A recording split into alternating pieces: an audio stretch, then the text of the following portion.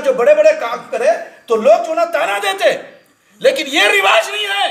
اگر ہمارے معاشرے میں، ہمارے گھر میں اگر کوئی نماز چھوڑ دے اس کو کوئی تانا نہیں دیتا، یہ تو کوئی نماز نہیں پڑھتا بھائی، یہ تو کوئی فجر کو نہیں آتا بھائی، اگر تو کوئی عشاء نہیں پڑھتا، نہیں بولتے۔ حالانکہ بولنا چاہیے تاکہ ہمارا معاشرہ سدھرے۔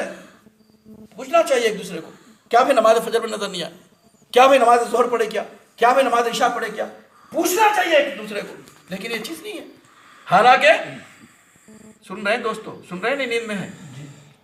سن رہے ہیں؟ ہاتھ اٹھاؤ ذرا، سن رہے ہیں؟ تو میں معلوم ہونا زندہ ہے الحمدللہ، اور جو باہر بیٹھے ہوئے وہ بھی زندہ ہے نا الحمدللہ، سن رہے ہیں نا؟ میں آپ سے پوچھتا ہوں، کوئی بندہ زنا کرتا ہے، زنا حرام ہے نہیں ہے؟ بولتے جائیے میری بات، حرام ہے نہیں ہے؟ تو حرام ہے۔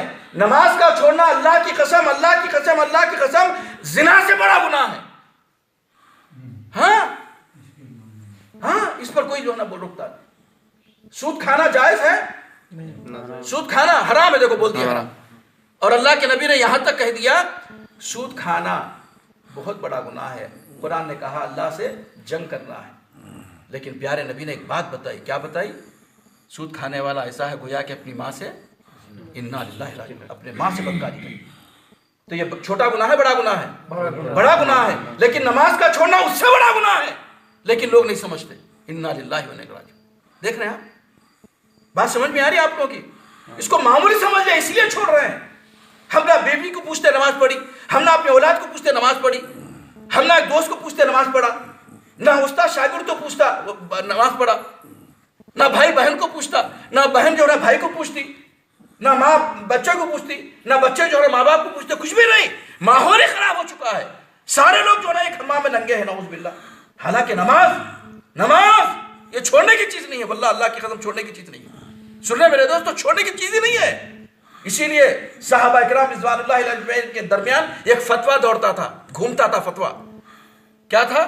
لا حظ فی الاسلام لمن ترک الصلاۃ، لا حظ فی الاسلام لمن ترک الصلاۃ، یہ فتویٰ تھا صحابہ کرام میں، گھومتا تھا۔ کیا مطلب؟ اس شخص کا دین اسلام میں کوئی حصہ ہی نہیں جو نماز چھوڑ دیتا ہے، وہ شخص مسلمان ہی نہیں جو نماز چھوڑ دیتا ہے۔ تصور ہی نہیں تھا کہ صحابہ ہو اور وہ نماز چھوڑے، تصور ہی نہیں تھا۔ اسی لیے کیا تھا؟ منافقین ہے نا، منافقین معلوم ہے، ظاہری طور پر ایمان لاتے تھے، اندری طور پر ایمان نہیں لاتے تھے۔ وہ بھی یہ جو ہے نا آ کے نماز پڑھتے تھے محمد صلی اللہ علیہ وسلم کے پیچھے۔ اللہ اکبر۔ کیوں؟ اس لیے کہ کہیں اللہ تعالیٰ آسمان سے نازل نہ کر دے کہ دیکھو یہ منافقین ہیں، نماز سے پیچھے ہیں۔ ہاں اسی لیے وہ بھی آ کے نماز پڑھتے تھے۔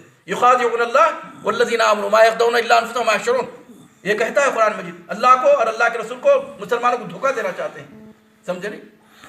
وہ نماز پڑھتے تھے لیکن کیسا پڑھتے تھے؟